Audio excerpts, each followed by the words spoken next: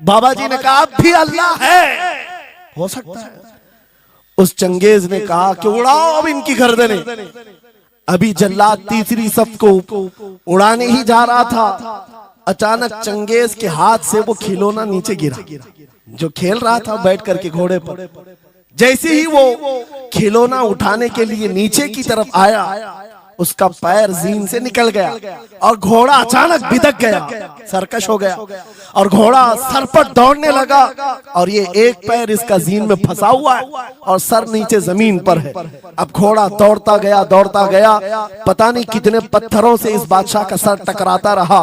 घोड़ा किसी के काबू में नहीं आ रहा। सारे सिपाही, सारे फौजी इस घोड़े को पकड़ने के लिए पीछे भाग रहे, लेकिन घोड़ा दौड़ता गया, इतना दौड़ा कि उस चंगेज का सर फट करके भेजा बाहर, मर गए। बरकत के लिए मैं अर्ज करता हूँ, गौसे आजम बमने बेसरो सामा मददे, क़िबले दी मददे काबे ईमा मददे। वाह क्या मर्तबा ए गौस है बाला तेरा, ऊंचे ऊंचों के सरों से है कदम आला तेरा। सर भला क्या कोई जाने के है कैसा तेरा, औलिया मलते हैं आंखें वो है तलवा तेरा। क्या दबे जिस पे हिमायत का हो पंजा तेरा, शेर को खतरे में लाता नहीं कुत्ता तेरा। अजीजा ने गिरामी वक़ार, आज की ये मजलिस पाक सुल्तानुल औलिया कंदीले समदानी महबूब रब्बानी सैयदना शेख अब्दुल कादिर जीलानी क़द्दसल्लाहु सिर्रहु शरीफ की बारगाह में खिराज अकीदत के लिए मुनाक़िद की गई है। और आज से ठीक 1 साल पहले मुंब्रा की सरजमीन पर मैं आपके सामने हाजिर रहा और जलसा भी था गौसे पाक का ही। फिर साल भर के बाद बराबर यही अय्याम थे, जमीन थोड़ी बदली हुई लगती है, लेकिन मिंबर पर मौजूद उलमा भी वही तकरीबन मुझे नजर आते हैं और सामने के चेहरे भी पहचाने नजर आते हैं और जलसा भी वही है। ये बात मैं इसलिए जिक्र कर रहा हूं तवज्जो के साथ। साल भर गुजर गया मुंब्रा में, मैं खिताब करके आपके पास से रुखसत हुआ, उस बीच मेरा आना जाना हो न सका।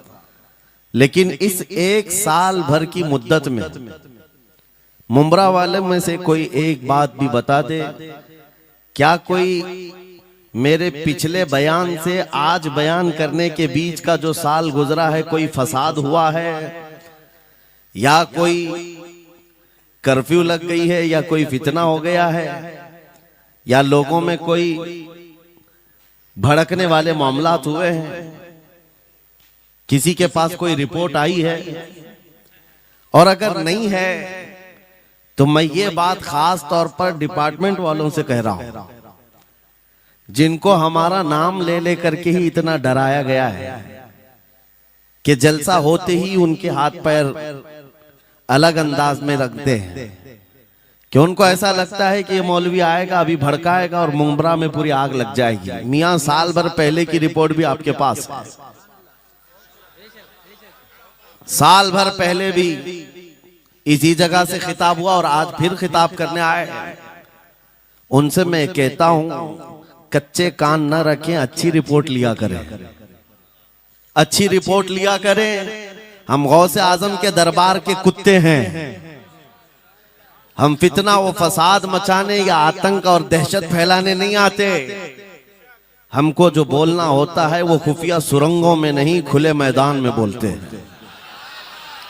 हमारी कोई खुफिया मीटिंगें नहीं होती, ढकी छुपी प्लानिंग नहीं होती।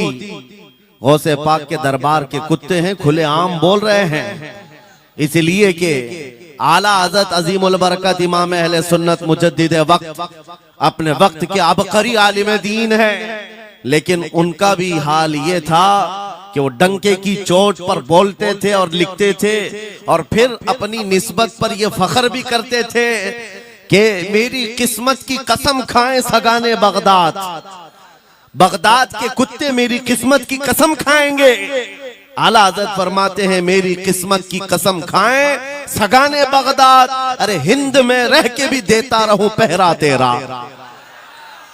हम हिंदुस्तान में हैं, गौसे आजम के दरबार का पहरा दे रहे हैं, लेकिन साहब किसी को तकलीफ है तो मैं उनको एक बात बता दूं, थोड़ी बहुत आवाज हमारी ऊंची होती है इसलिए कि जिस दरबान के हम कुत्ते हैं उस तरफ अगर कोई उंगली उठाएगा भौंके के नहीं, फाड़ खाने की भी ताकत रखते हैं। मेरे अजीजों, कुत्ते का काम ही है, वो दरबान के दरवाजे पर होता है और वो निगरानी के लिए है। हमारी जुबानें नबी करीम सल्लल्लाहु अलैहि वसल्लम की इज्जत के लिए रखी गई। हमारी जुबानें, हमारी जिंदगियां अल्लाह के वलियों की हिमायत के लिए रखी गई है, और अगर उनकी हिमायत में ना बोले तो फिर क्या धोती कुर्ते वालों के लिए बोलेंगे। बात सिर्फ इतनी है कि स्टेज उधर भी लगते हैं इधर भी लगते हैं, आप चापलूसी किसी और की करते हैं और हम तारीफ किसी और की करते हैं। आप माल के पीछे भागते हैं और फिर आप मौजूदा हुकूमत जो भी मौजूद है उसके सिक्कों पर और उनके ओहदे पर और उनके मनसब पर देख करके आप बात करते हैं। लेकिन अल्हम्दुलिल्लाह हम फकीरों की आदत ये है, हम बरसों पुराने आबा व अजदाद से गौसे आजम के ही दरबान, उनके ही गुलाम हैं, इसलिए कि हमने ये सुना भी है और पढ़ा भी है। हमारे यहाँ निस्बत पर फख्र किया जाता है, और कैसी निस्बत पर? अरे हमारे वक्त का मुजद्दिद जब इस बात पर फख्र करता है, या गौस तुझसे दर, दर से सग और सग से है मुझको निस्बत। ये भी नहीं कहा डायरेक्ट गौसे पाक आपसे डायरेक्ट मुझे निस्बत है, ये नहीं कहा, बल्कि या गौस आपसे आपके दरबार को निस्बत है, आपके दरवाजे से आपके कुत्ते को निस्बत है, और आपके कुत्ते से मुझ अहमद रजा को निस्बत है। तुझसे दर, दर से सग और सग से है मुझको निस्बत। मेरी गर्दन में भी है दूर का डोरा तेरा, और इस निशानी के जो सग हैं नहीं मारे जाते। क्या बेहतरीन फार्मूला दिया है, डरने वालों के लिए ही आला हजरत ने कहा है, जो खौफ खाया करते हैं खौफ न रख रजा जरा, तू तो है अब्दे मुस्तफा। आला हज़रत फरमाते इस निशानी के जो सग हैं नहीं मारे जाते। सग फारसी लफ्ज है और कुत्ते को कहते हैं। कौन सी निशानी वाले सग नहीं मारे जाते? जिस कुत्ते के गले में पट्टा होता है उसको नहीं पकड़ा जाता। म्युनिसिपैलिटी की गाड़ी भी आती है कुत्तों वाली, वो इंजेक्शन मार के जाते हैं या कुत्तों को पकड़ के ले जाते हैं। बहुत कुत्ते अगर आवारा हो गए कंप्लेंट करो, कुत्तों को उठा ले जाएंगे, लेकिन उन उठा ले जाने वाले कुत्तों में अगर एक भी बेल्ट वाला आया तो छोड़ देंगे। क्यों? ये पट्टा बताता है इसका कोई मालिक है, ये आवारा नहीं है, किसी का पाला हुआ है। पट्टा बताता है इसका कोई मालिक है। और आला हजरत फरमाते हैं हमारे गले में कादरी पट्टा पड़ा हुआ है, और इस निशानी के जो सग हैं नहीं मारे जाते। हश्र तक मेरे गले में रहे कादरी पट्टा तेरा। गौसे पाक का ये निस्बत का पट्टा पड़ा हुआ है, ये अल्हम्दुलिल्लाह हमें बहुत सारी चीजों से महफूज रखता है। हमें जाहिर सी बात है आज इसी बात पर फख्र भी है। लोग मौलाना साहब कह रहे हैं हक बात कहना इस जमाने में नहीं, हर जमाने में दुश्वार रहा है, हर जमाने में दुश्वार रहा है। लेकिन ऐ नौजवानों, अगर तुम्हें अपनी निस्बत पर यकीन है कि मेरा पीर गौसे आजम जैसा है, मेरी निस्बत मुस्तफा करीम सल्लल्लाहु अलैहि वसल्लम से है, तो फिर खौफ किस बात का, डर किस बात का? इसीलिए हम डंके की चोट पर बोलते हैं, क्यों दबे जिस पे हिमायत का हो पंजा तेरा, शेर को खतरे में लाता नहीं कुत्ता तेरा। अजीजा ने गिरामी वक़ार, आज सुल्तानुल औलिया गौसुल आजम की बारगाह में हम खिराज अकीदत पेश करने आए हैं। जो बातें मैं अर्ज कर रहा हूं वो गौर से सुने। करामात ये औलिया इकराम की जिंदगी का हिस्सा है, अल्लाह की तरफ से उन्हें दिया गया। करामत क्या है? ऐसा मुहय्यिरुल अक़ूल काम, अक्ल को हैरत में डाल देने वाला काम जो आम इंसान नहीं कर सकता, आम इंसान की अकल में ना आए। अल्लाह के वली से सादिर होने वाला ऐसा कोई काम, उसको करामत कहते हैं। लेकिन करामत औलिया इकराम की विलायत को साबित करने के लिए जरूरी नहीं।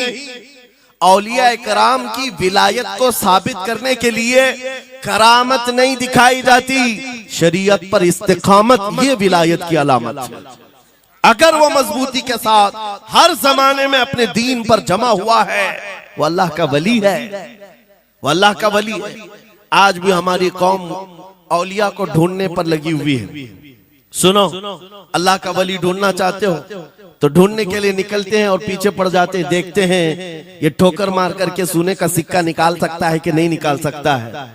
औलिया को इन्हीं बातों पर आज भी लोग परखते हैं, सोचते हैं कि अभी बाबा आसमान पर उड़ेंगे तो मैं समझ लूंगा अल्लाह के वली हैं, पानी पे चल के दिखाएंगे तो मैं समझ लूंगा अल्लाह के वली हैं, मैं यहीं बैठा हूँ अचानक मेरे पास पैसों का थैला खोल के दे दें अल्लाह के वली होंगे। यानी तुम एक जगह बैठे रहो, हलवा खिलाने वाले बाबा जिसको तुम समझोगे अल्लाह का वली है।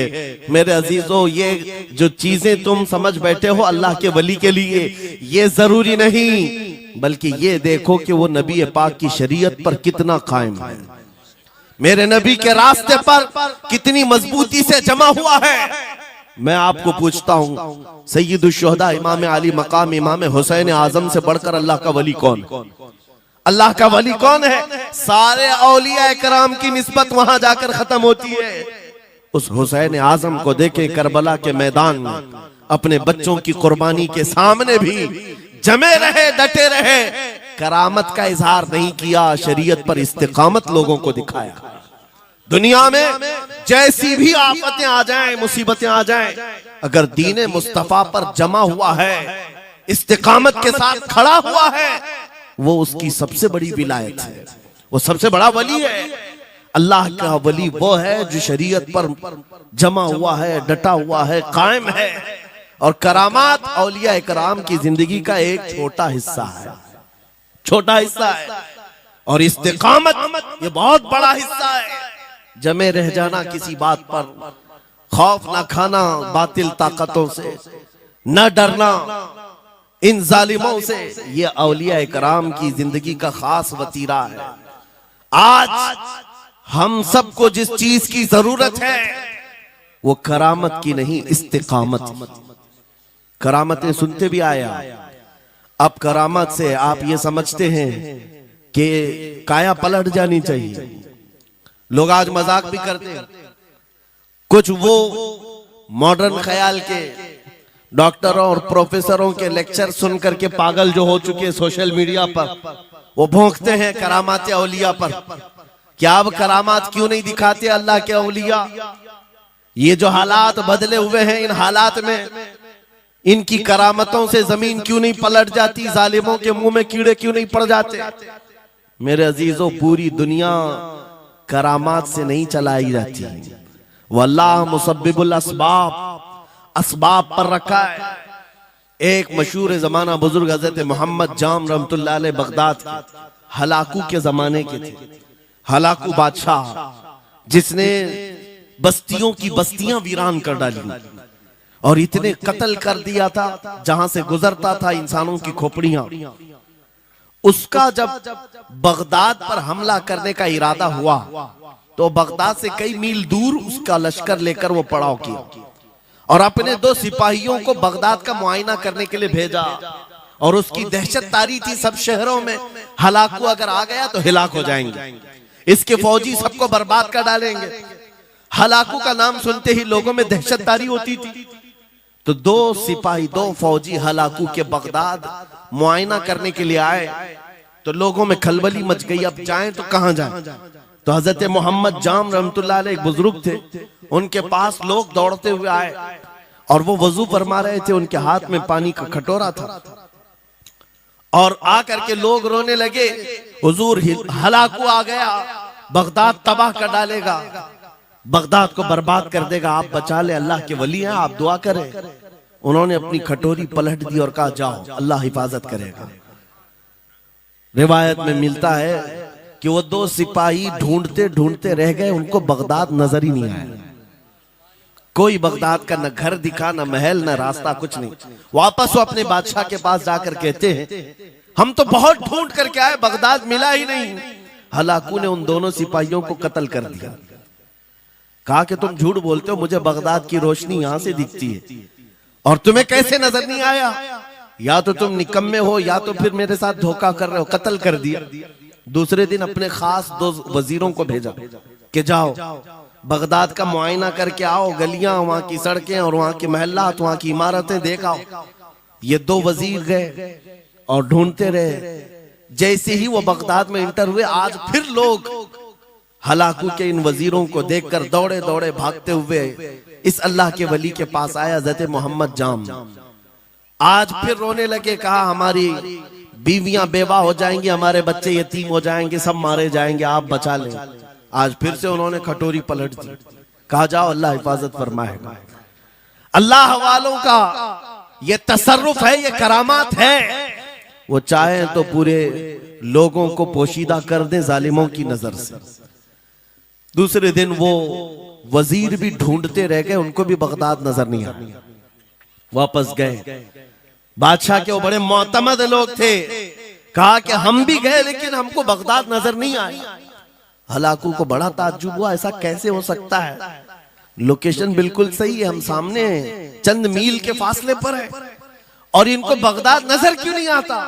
तीसरे दिन उसने कहा कि अब किसी मुआयने की जरूरत नहीं, कोई जायजा लेने की जरूरत नहीं, हम डायरेक्ट जाते, फौज को तैयार करो। पूरी फौज को लेकर के जब तैयार होकर वो बगदाद के सरहद पर आकर खड़ा हो गया, उसके जंग का बिगल बजा और तबाही के आवाजें आने लगी, तो आज लोग फिर दौड़ते हुए हजरत मोहम्मद जाम के पास आए और उनसे रो रो कर गिड़गिड़ाने लगे, कहा आज तो आफत आ गई, बड़ी बला आ गई। तवज्जो से सुनना मेरे अजीजों, आज आप अगर ना बचाएं तो सब तबाह हो जाएंगे, बर्बाद हो जाएंगे। आज आप अपनी कटोरी उठा रहे थे, उन्हें गैब से निदा आई, ए मेरे महबूब बंदे, कब तक तुम अपनी कटोरी उठाकर इनको बचाते रहोगे। इनको मोहलत दी गई थी अपने अमाल दुरुस्त करने की, ना इन्होंने तौबा किया ना अपने अमाल दुरुस्त किए, इनको इनके हाल पर छोड़ दो। अल्लाह के वलियों को हुक्म होता है अल्लाह का, अब इन्हें न बचाया जाए तो जाहिर सी बात है वो हुक्म इलाही के पाबंद है। उन्होंने वो कटोरी छोड़ दी। फिर हलाकू दाखिल हुआ बगदाद में और ऐसी तबाही मचाई थी कि पूरे बगदाद की सड़कों में सिर्फ खून ही खून था, तबाह बर्बाद कर दिया, ईंट से ईंट बजा डाली। इस वाक़े को मैंने पढ़ा, उसके बाद ये महसूस हुआ अल्लाह के औलिया कराम मदद जरूर करते हैं, लेकिन एक वक्त तक, जब वो वक्त आ जाए अल्लाह की तरफ से मना हो जाए कि ये कौम बड़ी सरकश है, अब इनकी मदद ना की जाए, तो फिर ये हाथ उठा लिया करते हैं और इनको हालात पर छोड़ दिया जाता है। अजीज़ान गिरामी वक़ार, औलिया कामिलीन की करामतों पर भौंकने वालों से भी मैं यही कहूंगा, वो चाहे तो पल भर में हालात हमारे बदल दें, चाहे तो जमीन को उलट पलट दें, लेकिन वो अल्लाह के हुक्म के पाबंद होते हैं। और लोगों के लिए ये बात है, नसीहत है कि जब ऐसे हालात आ जाएं, आप इधर उधर भागने की बजाय पहले अपने दिल की तरफ देखें, कहीं मेरे गुनाहों से दिल के धब्बे बढ़ तो नहीं गए, मेरा दिल सियाह तो नहीं हो गया। सच बताओ मेरे अजीजों, इतने सख्त हालात के बाद कितने लोगों को ऐसी तौफीक हुई कि रात का अंधेरा छा गया हो और तौबा करने का जज्बा बढ़ गया हो, रात के वक्त बैठ करके रोने लग गया हो। फिलिस्तीन के गज्जा के उन मुसलमानों की हालत सार को देखकर रूह अगर तड़पती है और तुम अपने अमाल की सेहत और दुरुस्तगी के लिए तौबा कर ले जाते हो, ये बहुत बड़ी नेमत है अल्लाह की। फिर तुम्हें किसी करामत के ज़ुहूर की जरूरत नहीं, तुम्हारा बदलना ही दुनिया के हालात को बदल देगा, सब बदल जाएगा। लेकिन अगर उन्हीं हालात पर बाकी रहे तो फिर करामत से भी तुम नहीं बदलोगे और ना हालात बदलेंगे, कोई चीज नहीं बदलेगी। इन्नल्लाह ला युगय्यिरु मा बिकौमिन हत्ता युगय्यिरु मा बिअनफुसिहिम। कुरान में मेरा मौला फरमाता है, बेशक अल्लाह ताला उस वक्त तक किसी कौम की हालत नहीं बदलता जब तक उस कौम को खुद अपनी हालत बदलने का ख्याल ना हो। हम अपनी जानिब से शुरुआत करें और फिर हालात खुद बदल जाएंगे, हालात खुद बदल जाएंगे। सरकार सैयदना गौस आजम अब्दुल कादिर जीलानी रदी अल्लाह तआला अन्हु जिस हाल में बगदाद तशरीफ लाए थे, उस जमाने को याद करें, उस जमाने को याद करें।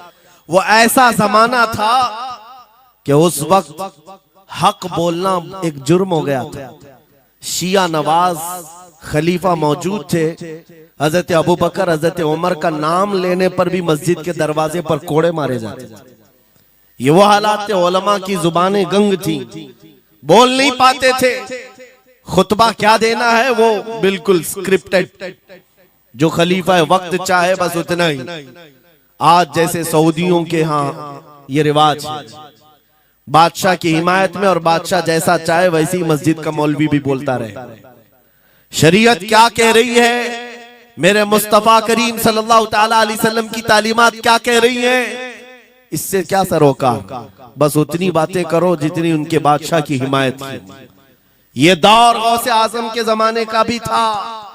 उस वक्त हक बोलना एक बहुत बड़ा जुर्म था, उलमा को कोड़े मारे जाते थे। आपको पता है उसी बगदाद में सिर्फ एक हक बात का ऐलान करने की वजह से इमाम अहमद बिन हंबल को 300 कोड़े मारे गए थे। उनकी पीठ झुक गई थी, उनकी रीढ़ की हड्डी टेढ़ी हो गई थी। कोड़ा किसको कहते हैं, कोई रस्सी को नहीं, चमड़े का वो बेल्ट जिससे वो मारते थे तो जिस्म की चमड़ी लग करके आ जाती थी। 100 कोड़े में तो आदमी मर जाता था, कोई बच गया बच गया। 300 कोड़े खाए उस इमाम की बात कर रहा हूं जिसको मेरे नबी की 5 लाख हदीसें याद थी। वो इमाम अहमद बिन हंबल इतने बड़े इमामुल हदीस कोड़े खाते थे तो किस बात पर, सिर्फ हक बात का ऐलान बरसरे पैकार करते थे, सबके सामने करते थे। उन्होंने कोई बादशाह की रूह रियायत नहीं की। उन्होंने ये नहीं देखा कि ये क्या चाहते हैं, बल्कि हमेशा ये देखा कि मेरे नबी की शरीयत क्या चाहती है। मेरे अजीजों, यही बड़ी करामत है। गौसे आजम की बड़ी करामतों में से करामत ये है, उस जमाने में आप बगदाद तशरीफ लाए जब हालात ऐसे थे कि हक बोलना दुश्वार था, और आप जब मस्जिद पर खड़े, मस्जिद के मिंबर पर खड़े होकर ऐलान करने लग गए, हैबत ऐसी तारी थी कि कोई आपको रोक ना सका, और आपकी ये हक्कानियत की तबलीग फैलती गई। शुरू में 10 लोग, फिर 20 लोग, फिर 100-200, फिर 1000-2000।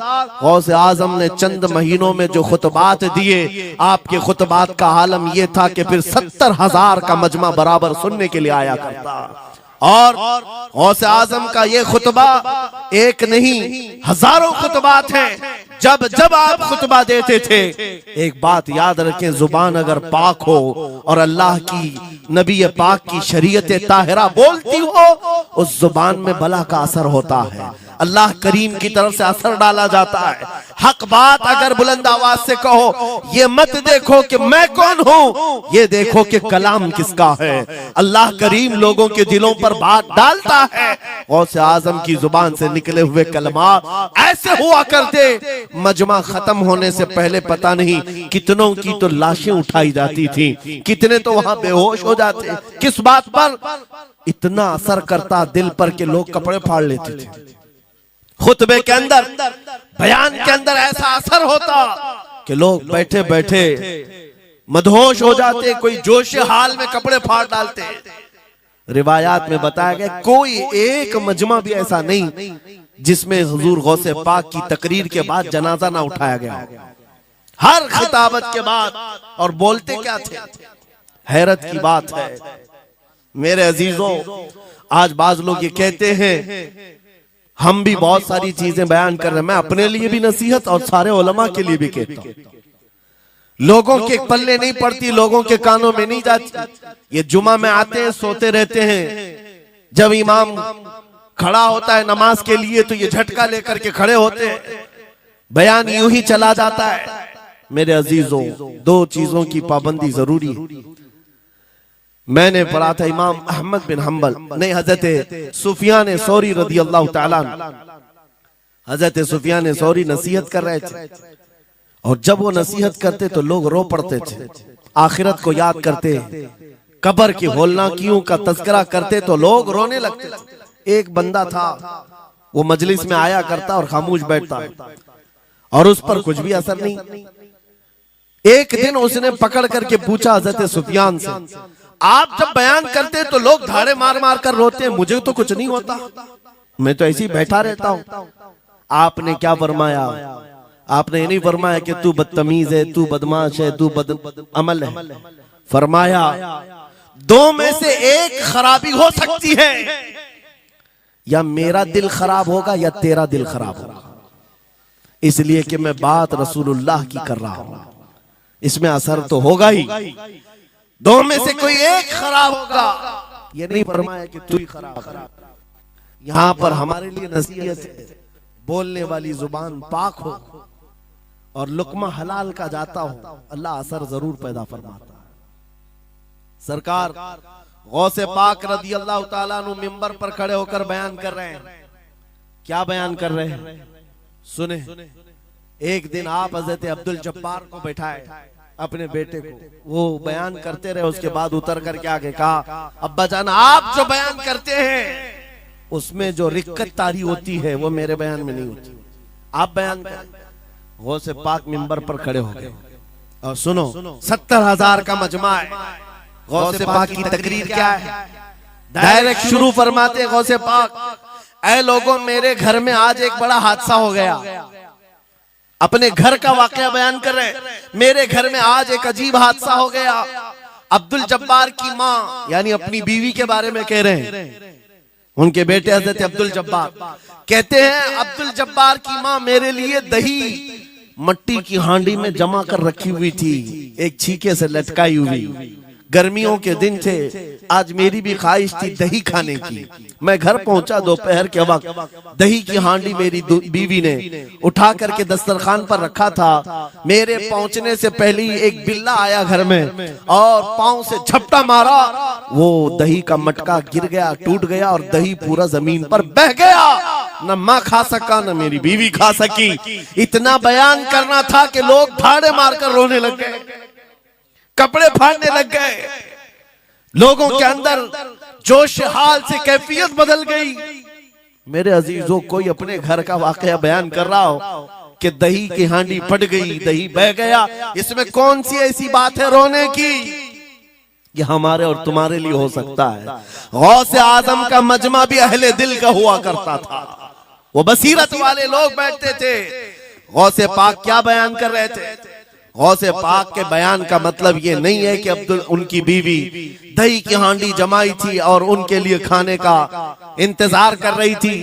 गौसे आजम अपने वाकये से दुनिया की हालत बता रहे थे, ऐ लोगों, जिस तरह मेरे घर में आज मेरे खाने से पहले दही का मटका टूट गया और दही बह गया, सबकी हालतें तकरीबन ऐसी होती हैं। इंसान अपने लिए इतना कमाता है, माल जमा करता रहता है, और जब उसके खाने का वक्त आता है मलकुल मौत पंजा मारकर रूह निकाल लेता है और सारा माल उसका धरा का धरा रह जाता है, ना वो चख पाता है ना खा पाता है।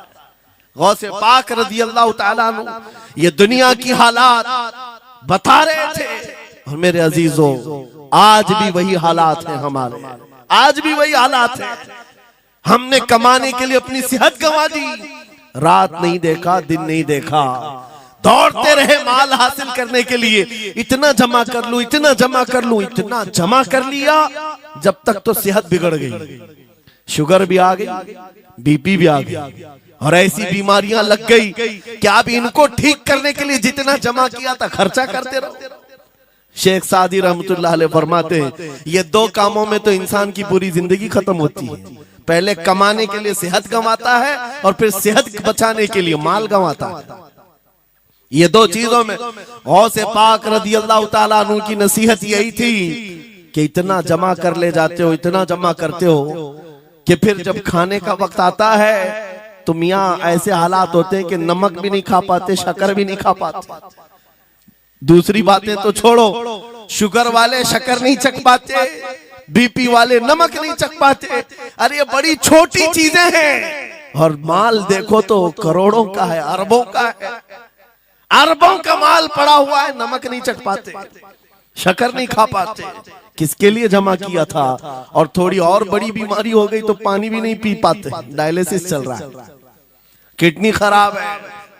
कितने ऐसे लोग मिलते हैं आज, कितने ऐसे हैं जिन्होंने साफ मुझसे कहा कि डॉक्टर ने पूरा गिन करके कहा है कि पूरे दिन भर में जो है एक ढक्कन से पानी पीना, बोतल का जो ढक्कन होता है उस ढक्कन से बस बूंद बूंद चखते रहना, पानी ही ना पियो, इसलिए कि किडनी काम नहीं करती। ये दुनिया है मेरे अजीजों।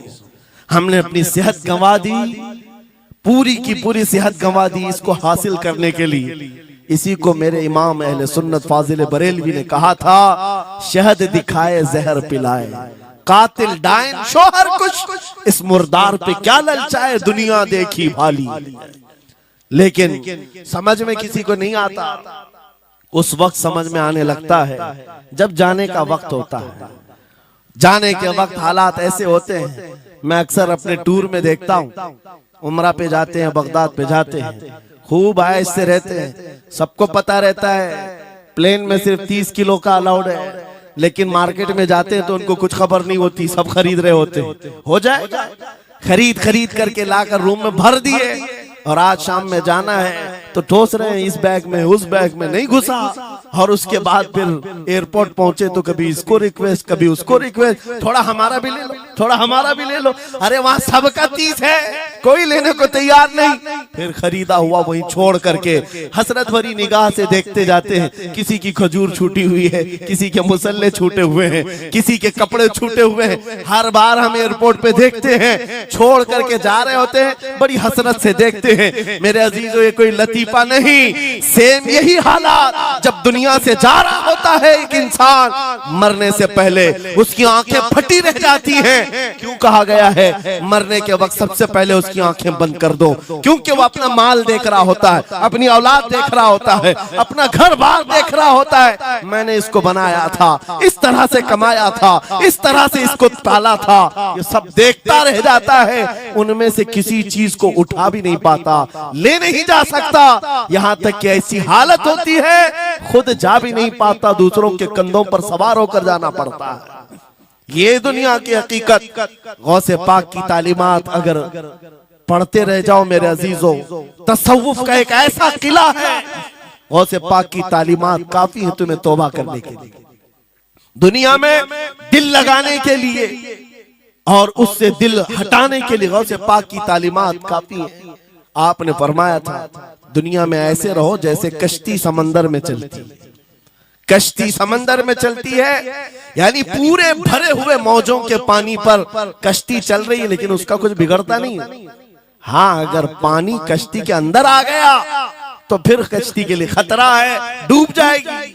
तुम दुनिया में ऐसी रहो कि तुम्हारे अंदर दुनिया ना आए, तुम दुनिया में हो, तुम्हारे अंदर दुनिया ना आ जाए। अगर तुम्हारे अंदर दुनिया घुस गई तो डूब जाओगे, फिर यहां से निकल नहीं पाते। मौलाना रोम इसी की मिलती जुलती बात कहते हैं मसनवी शरीफ में। जलालुद्दीन रूमी फरमाते हैं, एक चूंटी को देखा, शहद का एक कतरा जमीन पर गिरा हुआ है, शहद का कतरा चिपकने वाला होता है, यानी उसके अंदर गम होता है। चूंटी करीब से आई, एक चुस्की ली, शहद को चखा और जाने लगी। फिर आई, पेट कहां भरता है चूंटी का मीठे से, अरे शहद तो पानी में भी रखो ऊपर से आके गिरती है, और शहद खाना है उसको। और दूसरी तरफ से आई, फिर गई, पेट नहीं भरा, चारों तरफ से उस कतरे को चाट चाट के गई। मौलाना रोम फरमाते हैं, फिर चूंटी के दिल में ख्याल आया, मैंने हर तरफ से तो शहद को चक्कर देखा, टेस्ट एक ही है, बीच कतरे में कैसा टेस्ट होगा, कतरे के बीचों बीच शायद अलग टेस्ट होता है। तो चूंटी ये सोच करके कतरे के ऊपर चढ़ गई, जो शहद का कतरा था उसके ऊपर चढ़ गई। कहा ऊपर चढ़ करके मैं चुस्की लूंगी इसकी और चखूंगी। और जब चढ़ गई तो उसके सारे पैर हाथ उस पे चिपक गए। चूप तो लिया, शहद खा तो लिया, लेकिन वापस आने का कोई रास्ता ही नहीं था। सारे हाथ पैर उस शहद के गम में चिपक गए। चूंटी की उसी कतरे में मौत हो गई। मौलाना जलालुद्दीन रूमी फरमाते हैं, इंसान यही करता है, माल कभी इधर से कमाता है, कभी उधर से कमाता है, हर जगह से देखता है, सारे टेस्ट ले लेता है, बाद में बड़े बड़े लोगों को देखता है, अरे नेताजी तो बड़े बंगले में, वहां कैसा ऐश होता होगा, कोई उस रिजॉर्ट में है, वहां कैसी मस्तियां होती होंगी, वहां भी जाकर देख लूं। ये वहां भी यहाँ भी करते करते घुस जाता है और दुनिया में ऐसा मसरूफ होता है, उसकी मौत आ जाती है, तौबा की मोहलत नहीं मिल पाती, उसी दुनिया में फंस जाता है। मेरे अजीजों, गौसे आजम की तालीमात ये हैं, दुनिया में ऐसे रहो जैसे कश्ती समंदर में रहती है, तुम्हारे अंदर पानी ना आने पाए, अगर तुम्हारे अंदर आ गया तो डूब जाओगे। इन तालीमात पर अमल करते हुए आज हम हालात देख सकते हैं, जितनी चीजें ने हमें बिगाड़ा है आज, वो दुनिया की मोहब्बत है, वो दुनिया की मोहब्बत है। मेरे आका सल्लल्लाहु अलैहि वसल्लम का एक फरमान मैं सुनाता हूँ, अबू दाऊद शरीफ की हदीस है, वो आज के जमाने में अगर मैं आपके सामने बयान करूं तो ऐसा लगे हमारे लिए ही बयान हुआ है। रसूल करीम सल्लल्लाहु अलैहि वसल्लम फरमाते हैं, यूशकु अन तदाअ अलैकुमुल उमम कमा तदाअल अकिलतु इला कुसअतिहा। करीब एक जमाना तुम पर आएगा, तुम देखोगे कि सारी जमातें मेरी उम्मत पर टूट पड़ेंगी, ऐसे टूट पड़ेंगी जैसे भूखा बर्तन पे झपटता है, भूखा आदमी जैसे बर्तन पे झपटता है, ऐसे मेरी उम्मत पर सारी कौमें झपट पड़ेंगी। आज वही तो हालात है, आज वही हालात है, सबका टारगेट हम ही है, सबका निशान हम है। सहाबा ने पूछा उस वक्त, यौमइदिन नहनु मिन क़िल्लतिन या रसूल अल्लाह, ऐ अल्लाह के रसूल उस जमाने में हमारी तादाद कम होगी, ऐसा क्यों होगा कि सारे लोग हम पर झपट पड़ेंगे? नबी पाक फरमाते हैं, वलाकिन्नकुम कसीरून, नहीं तुम तो बहुत ज्यादा होंगे उस वक्त, गौसाअन का गौसा इस्सैल, लेकिन तुम्हारी हालत समंदर के झाग की तरह होगी, यानी समंदर का कफ झाग जो होता है हवाओं से उड़ जाता है, तुम्हारी हालत ऐसी होगी। तादाद तो बहुत होगी, लेकिन छोटी छोटी चीजों से बिलबिला करके भागने वाले लोग, ये प्यूरिटी नहीं रह जाएगी। फिर सहाबा ने पूछा, या रसूल अल्लाह सल्लल्लाहु अलैहि वसल्लम, ये ऐसी चीज हमारे अंदर क्यों आएगी?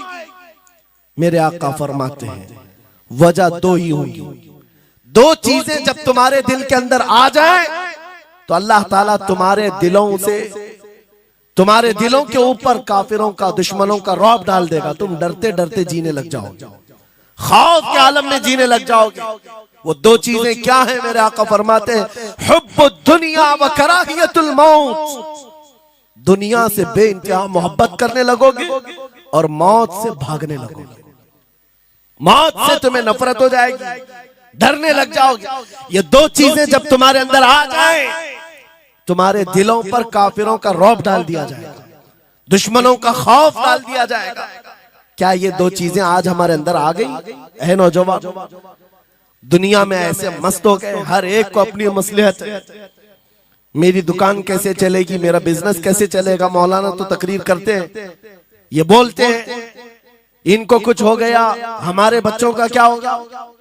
ये सारी मसलहतों की बातें मैं सुन सुन करके पक गया हूं।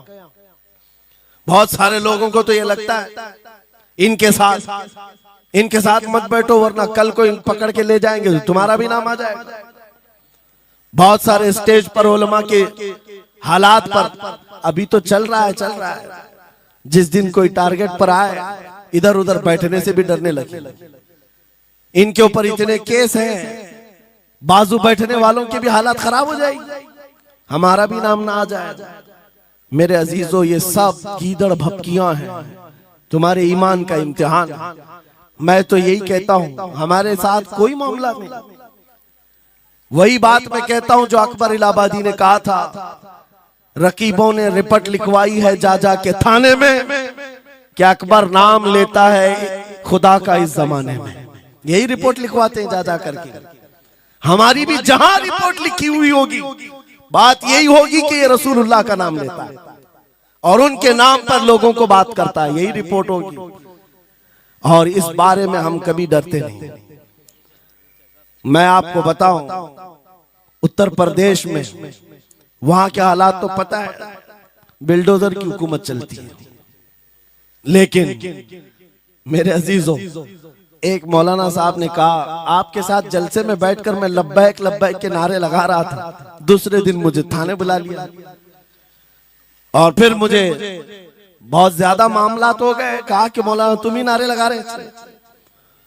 आप लोग ना डरे इंशाअल्लाह। यहां पर तो उन्होंने मुझसे कहा, मैं कहा क्या हुआ, फिर कुछ हुआ? कहा मुझसे कह रहे थे केस हो जाएगा, हालात बिगड़ जाएंगे, खराब हो जाएंगे। मैंने कहा फख्र करो मौलाना इस बात पर, दुनिया चोरी करके थाने जाती है और तुम नबी का नाम लेकर जा रहे हो, कौन सा मसला है? बात सिर्फ इतनी है मेरे अजीजों, हम बोलते रहेंगे उस वक्त तक जब तक अल्लाह तबारक व तआला ने जुबान रखी है।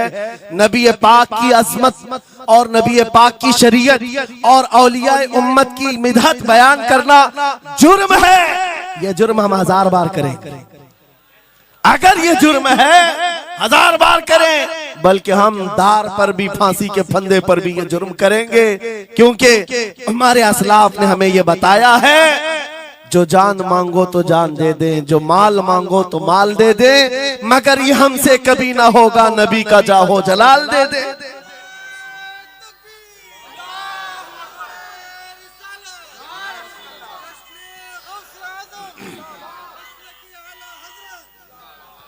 खामखा बेचारे हमारे रिश्तेदारों को डरा करके रखे लोग, पुलिस वाले हजरात को कुछ लोग रिपोर्ट लिखवा कर डरा करके रखे हुए। मैं आपको बता रहा हूं, एक साल में तकरीबन 170 के करीब जलसे करके आए। किसी एक जगह की भी रिपोर्ट निकाल करके बताओ कि हमने कहीं फसाद करवाया, हमने कहीं पर लोगों में माहौल बिगाड़ा हो, या पब्लिक भड़क करके एक दूसरे के जंग करने पर आई हो, कहीं नहीं। अगर कौम को, सोई हुई कौम को बेदार करना, तुम्हारे नजदीक भड़काना है, तो ये भड़काना तो बहुत अच्छा है मेरे अजीजों। हमारा काम सिर्फ इतना है, हम उन नौजवानों से बात कर रहे हैं जो अपने नबी के फिदाई हैं, जो अपने नबी के आशिक हैं, और हम सिर्फ उस लौ को और बढ़ाना चाहते हैं जो इनके सीनों में जल रही है। इनके सीनों में किसी और की नहीं, मेरे मुस्तफा के मोहब्बत की शमा है। अगर वो मध्यम है, हम उसको तेज करना चाहते हैं। बस मेरे नौजवान से मेरा मुतालबा सिर्फ इतना ही है, किसी की जय विजय क्यों पुकारे, क्या गरज हमको, हमें काफी है सैयद अपना नारा या रसूल अल्लाह, हमें काफी है सैयद अपना नारा।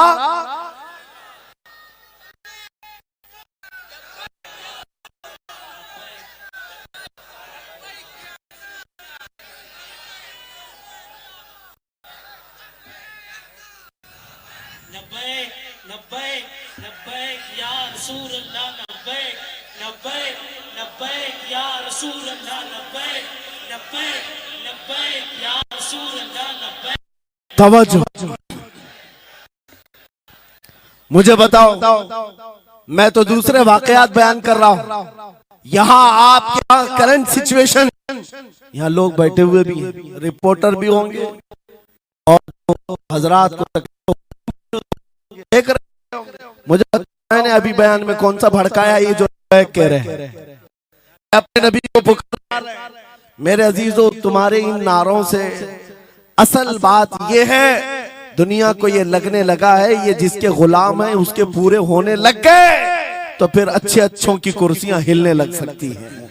इसलिए कि इस कौम की तारीख सबको पता है, ये वो कौम है टल न सकते थे जंग में, अगर अड़ जाते थे पांव शेरों के भी मैदान से उखड़ जाते थे, हक से सरकश हुआ कोई तो बिगड़ जाते थे, अरे तेग क्या चीज हम तोप से भी लड़ जाते थे। यह हमारी तारीख है, दुनिया को पता है, दश्त तो दश्त है, दरिया भी न छोड़े हमने, बहरे जुल्मात में दौड़ा दिए घोड़े हमने। इकबाल ने कहा है थमता न था किसी से सैले रवा हमारा, कुछ बात तो है कि मिटती नहीं हस्ती हमारी, सदियों रहा है दुश्मन दौरे जमा हमारा, बातिल से डरने वाले आसमां नहीं है हम, 100 बार कर चुका है तू इम्तिहान हमारा। इसी बात को लेकर के बोर के बिगाड़ करके पैदा किया जाता है। हालात खराब हो जाएंगे आपके बयान का, हालात खराब नहीं होंगे। ईमान अगर मजबूत हो जाता है तो हालात खराब कभी नहीं होते, हालात खराब नहीं होते। आज ऐ सुन्नी मुसलमानों, गौसे पाक रज़ी अल्लाह ताला अन्हु की निस्बत अगर कामिल है, यही बात सुन लो। वक्त खत्म होने को आ गया, मैं अपने वक्त पर समेट लूंगा। आप मिंबर पर खुतबा दे रहे हैं, उलमा भी तवज्जो करेंगे, क्योंकि ये भी मिंबर पर खुतबा देने के लिए खड़े होते हैं और जुमा में मस्जिद पर माइक लेकर के बयान करते हैं आधा घंटा पौना घंटा। अब तो हालात ऐसी आएंगे इनके साथ। अब तक तो ट्रस्टियों की चिट्ठियां आती थी, सदर सेक्रेटरी बोलता था मौलाना ये नहीं बोलना वो नहीं बोलना। अभी इसके बाद और आगे से भी आएंगे और चिट्ठियां आएंगी कि मौलाना अभी आपको क्या बोलना है इस जुम्मा में। ये डरे भटके हुए लोग जो उलमा की गर्दनों पर राज करते हैं, उनसे भी मैं कहता हूं, खोल दो, आजाद कर दो उन जुबानों को जो मेरे मुस्तफा की हैं, जो नबी पाक सल्लल्लाहु अलैहि वसल्लम की हैं। इनकी जुबानों पर ताले ना लगाओ। या उलमा तुम्हारे दीन के मुहाफिज हैं, तुम्हारी नस्लों की शरीयत के मुहाफिज हैं। आज इनकी जुबानों को बंद करोगे, कल तुम्हारे बच्चे नबी का नाम लेने से घबराने लग जाएंगे, डरने लग जाएंगे। उलमा के गलों में और इनकी गर्दनों में रस्सियां न डालो। ये तो उन जालिम ट्रस्टियों से कहता हूं, बाकी उलमा से कहता हूं, अगर हालात ऐसे आ गए ठोकर मार दो इनकी नौकरियों को। एक दरवाजा अगर ये बंद करते हैं, मेरा मौला 70 दरवाजे और खोलेगा।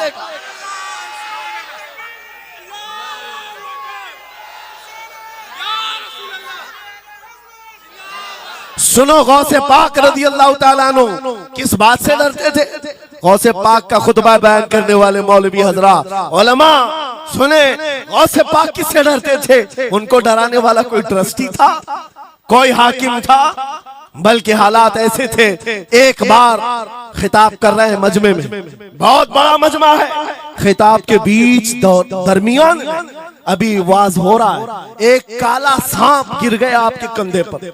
सांप गिर गया और गिरा ही नहीं, गिर करके फिर वो आपके गले के अंदर से दाखिल हो गया, आस्तीन में आया, आस्तीन में आया और फिर इधर आया। वो लौट लौट करता रहा। लोग जो मजमे में बैठे थे उन पर हैबत तारी थी, वहशत तारी थी, कोई जगह छोड़कर इधर उधर हो रहा है, लेकिन गौसे पाक का कदम डगमगाया नहीं, ना जिस्म के अंदर कोई हरकत हुई। आपका बयान कंटिन्यू जारी रहा, उसी तरह जारी रहा। वो सांप कभी आपके सामने आया, कभी इधर आया और घूम फिर करके वापस चला गया।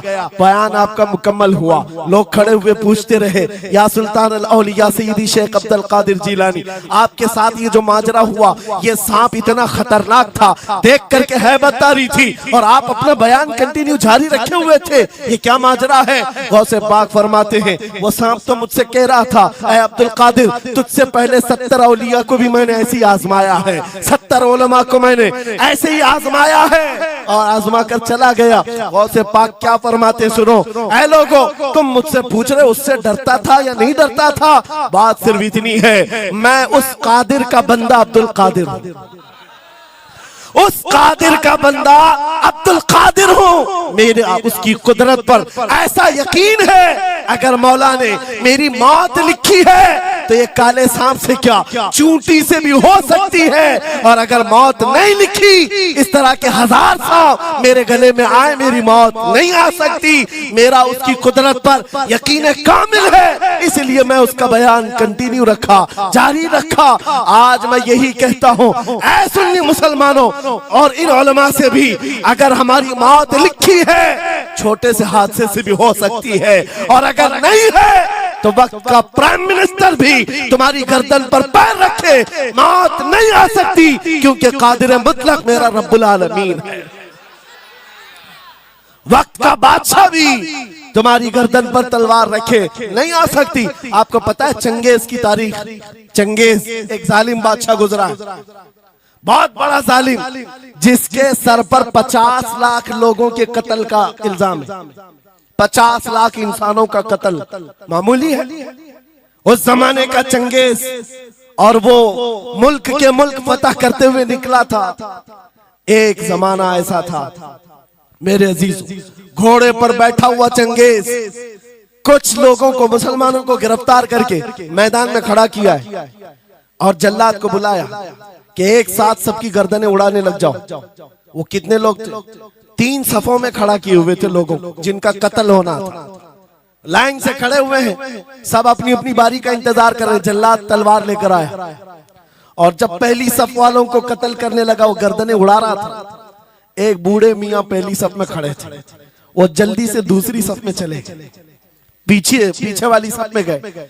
बादशाह चंगेज घोड़े पर बैठा हुआ खिलौने से खेल रहा है और ये मंजर भी देख रहा है और हंस रहा है।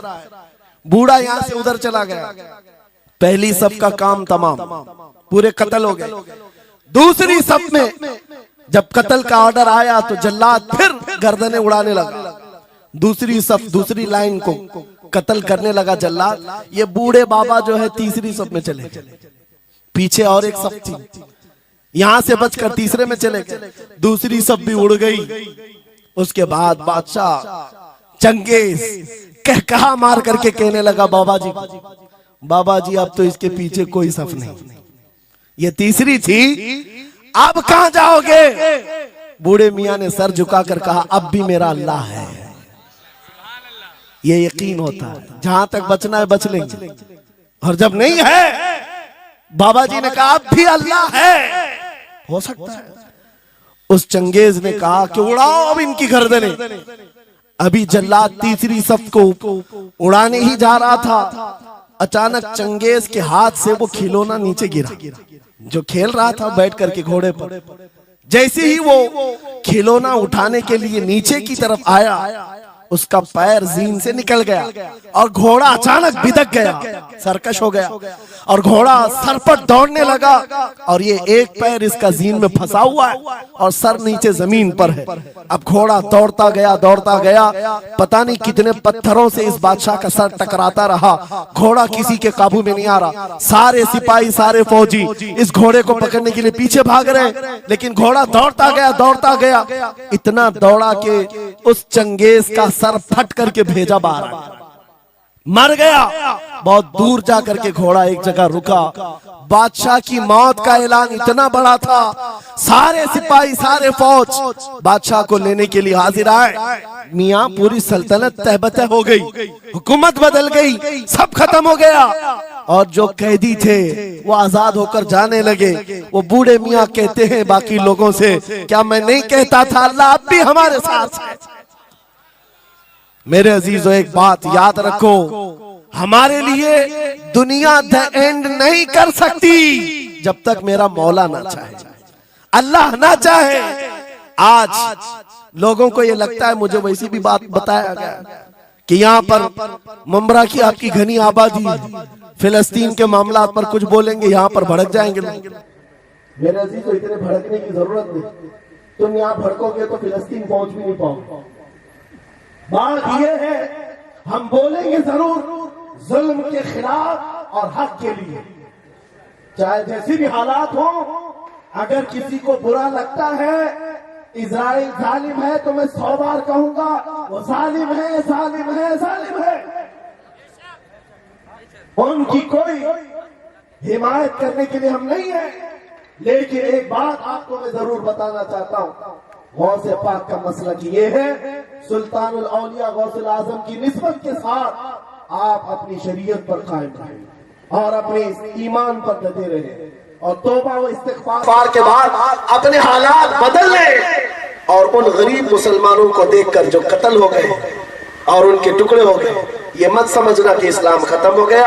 हर जमाने में ये चीजें आती रहेंगी, लेकिन आज मैं ये ऐलान करके गुफ्तगू खत्म करता हूँ। इन हालात को देखकर इस बात का फिर से हम नारा तजदीद करके जाते हैं, कत्ले हुसैन असल में मर्गे यजीद है, इस्लाम जिंदा होता है हर करबला के बाद। लब्बैक या रसूल अल्लाह, लब्बैक या रसूल अल्लाह।